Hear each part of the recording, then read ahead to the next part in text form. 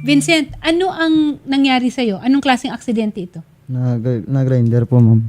Nag-grinder ka. Opo. Ano ang nag-grinder sa'yo? Ito po. Yung Kamay mo. Kamay at saka dibdib. At saka dibdib mo. So may hawak kang, ano ba ang trabaho mo? Anong ginagawa mo? Construction po eh. So meron kang, tiles ba? Ano ang ginagrinder mo? Yung hangin cabinet yun. Cabinet, may ginagawa ka. So April 21 na aksidente ka. Opo. Nung na-aksidente ka, doon sa premises ito ng pinagtatrabahuan mo. Opo. Ano ang ginawa ng mga kasamahan mo doon? Nadala ka ba sa ospital agad? Dinala po ako sa ospital. Okay. Tapos yung yung gasto ng hospital po sa akin po yun sinacharge. Ikaw ang nagbayad o Opo. sila ang nagbayad tapos kinakaltas sa'yo? Sa akin po yung yun na po. Yung kinakaltas na sahod Kaya nga, so nandun ka sa ospital, may mga kailangan, anong ospital ba? sa General Hospital po. Sir, palakas Saan ba nangyari ito? Saan ba nangyari itong Sa aksidente? bahay Pandesal. Balik pa sir po, Mindanao Avenue po. Dito, Quezon City, Apo, Mindanao Hospital. Avenue. So saang ospital kang dinala? Sa po, General Hospital. Government hospital o private hospital yon? Private po yun. Private hospital. So pagdating doon, may inasikaso ka naman ng ospital, Opo. may mga gastusin kasi mukhang tinahi, Opo. no? Tinahi ang kamay mo. Napakalaking sugat po sa dibdib ni Vincent. At sigurado ako na may surgery ito na involved, ano? Tapos mga gamot. Opo. Paano ka nakalabas ng ospital? Nagbayad ka ba o ang nagbayad yung kumpanya? Ang nagbabayad po sila, pero yung sahod ko po, binabawasan po nila. Yung, Okay. So sila ang nagbayad pero ngayon ay lumalabas na ikaw ang nagbabayad dahil kinakaltas sa Opo. sweldo mo. So parang wala itong medical na insurance o kung ano Oo, man, ganyan ano? po. Parang gano'n. Gaano katagal ka na bang nagtatrabaho doon? Ano pa lang po, Bago maaksidente? bago po ako nag-accident. Wala pang isang buwan yan, sir? Wala pa yung isang buwan. Wala pang isang buwan. Opo. May SSS ka? Naka-SSS ka? Wala po. May number ka? May SSS number ka? Wala rin po. Wala rin. Kinakaltasan ka ng SSS? Mas delikado yung tanong ko, di ba? Wala siyang number pero baka kinakaltasan siya. Wala. Hindi Wala rin. Naku, mukhang kailangan ko na ng call a friend nito. Buti na lang, nandito kaagad ang ating mediator arbiter ng Dole Region 3. Nasa line 4 natin, si Attorney Remedios Vejim Teves. Oo. Ayan Good afternoon po. Good afternoon, ma'am. Region 3, ito na Dole. Ma'am, si Attorney Aina Magpali po ito. Live tayo sa Wanted sa Radyo. At ito po, merong mga construction workers nagrereklamo po na aksidente po siya, ma'am. During work, ang una pong ano natin is kinakaltas sa kanya yung nagastos o pinambayad doon sa ospital.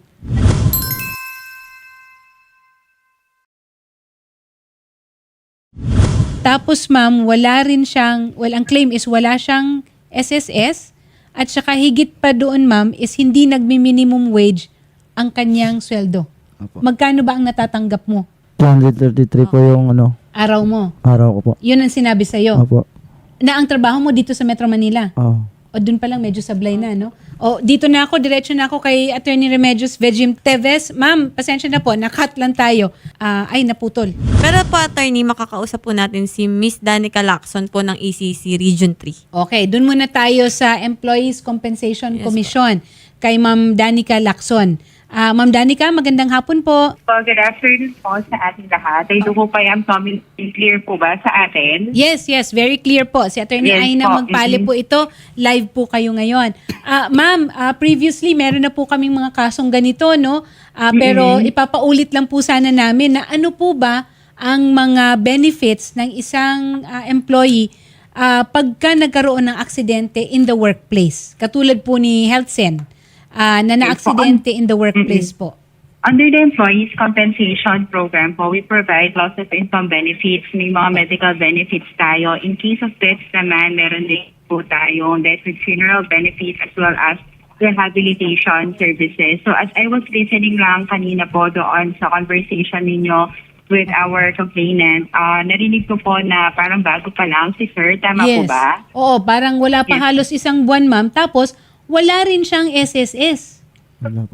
Yes po. I also heard that naman po, meron kasi tayong grace period naman na binibigay sa mga employers po natin when it comes to the registration Okay. ng ating mga employees sa ating social security system. 30 days po yon na grace period. So, nangyari yung contingency after that grace period na 30 days na binibigay ng ating system, doon meron pananagutan yung ating employer kasi non-registration po yon. Pero nangyari naman po ata siya before, tama po ba? Yes. Hanggang 1 month. Tama ba na na-aksidente ka, wala pang isang buwan?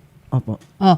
So tama ma'am, wala pang isang buwan na aksidente siya. So ibig sabihin, yung inirereklamo na employer, meron pa sanang 30 days para mairehistro siya sa SSS, Yes tama? po, dapat from the start of the employment, may 30 days po tayo para i-enroll siya Okay. sa SSS po.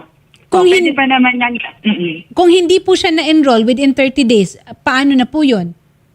Kapag hindi po siya na-enroll within 30 days, merong liability yung ating employer kasi yun ang binibigay na grace period na sa kanila. 30 days po yung grace period po natin. Yun. So, ang expected natin is before yung 30 days, at least enrolled na sila sa social security system po natin para yung mga benefits po natin, including the easy benefits, ma-provide natin Okay. sa mga workers natin kapag nangyari yan. Oh, in this particular case po ma'am, I am already assuming na hindi nga siya na-irehistro. Ang ibig bang sabihin nito ay hindi na siya magiging entitled sa kahit na anong benefits sa ECC, and then ang magiging liable na lang is yung employer?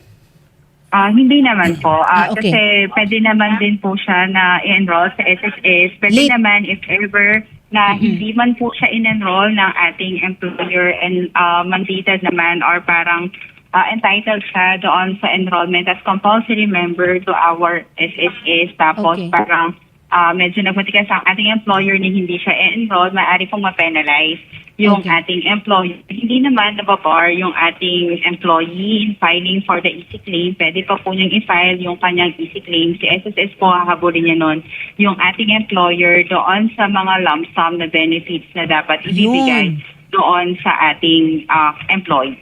Okay. Ma'am, ano po ang kailangan niya para po maihabol niya yung kanyang late registration for the SSS? Proof of employment, I am assuming, no? Yes po.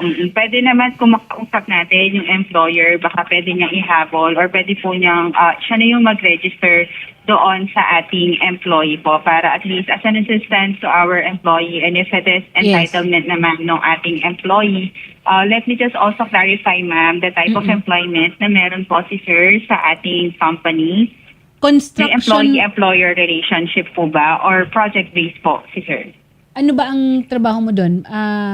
Construction, ano? Opo. So, project lang? Or tuloy-tuloy ba? Parang Tuloy po yan. tuloy-tuloy. Opo.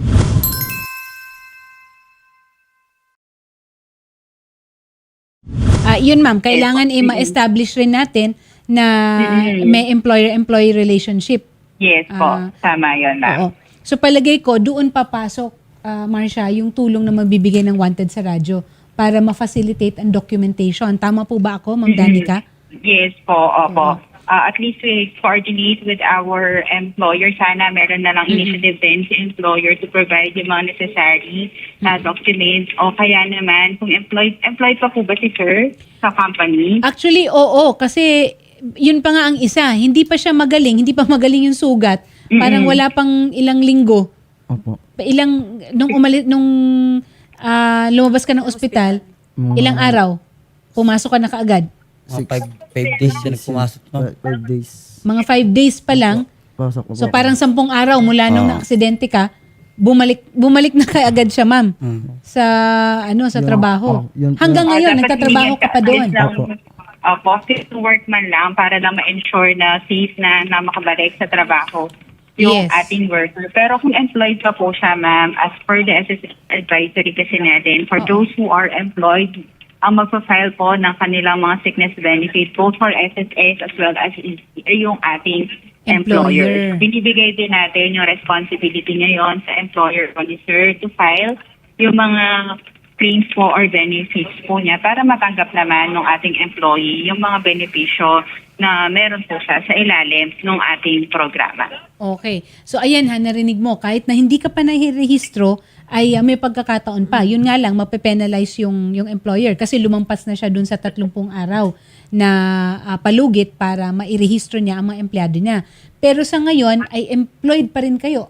Nagtatrabaho ka pa rin doon, di ba? Opo. So April, May, June, July. So parang, June. So may 2 buwan na. Hindi kasi natin makontak yung may-ari o yung manager ninyo. Yes. Pero Marcia, ang gagawin natin nito, ipasasamahan natin.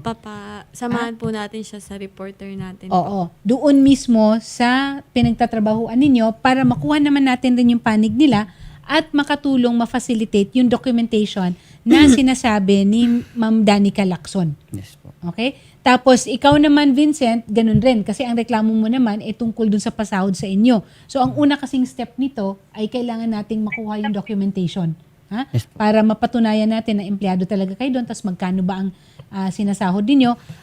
Yung sinasabi, katulad kanina sinasabi ni Senator Idol, kailangan kompleto Yes po. ang ating mga dokumento para mas matibay yung pinangahawakan natin na katibayan para maipaglaban natin yung kung anong dapat natin na mga karapatan at mga benepisyong makuha. Okay? Okay po, ma'am. Okay.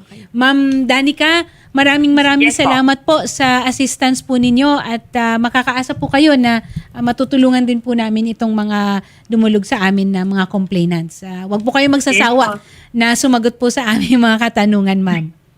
Yes po, thank you very much po. And if ever naman po they need assistance from the ECC, we have our lines are always open naman as well as our Facebook and email addresses so they could reach us out naman po Yes, kung ma'am. ano ng assistance kung kailangan nila mula sa atin. Thank you very much. Ma'am Danica Yes po. Lacson ng Region 3 Employees Compensation Commission. So, Marcia, ayan na ha. Sasamahan kayo ha. So, huwag kayong aalis ka agad. Doon muna po Kakausapin kayo kayo sa kabilang ng booth. Kakausapin staff. Yes. Okay? Okay po.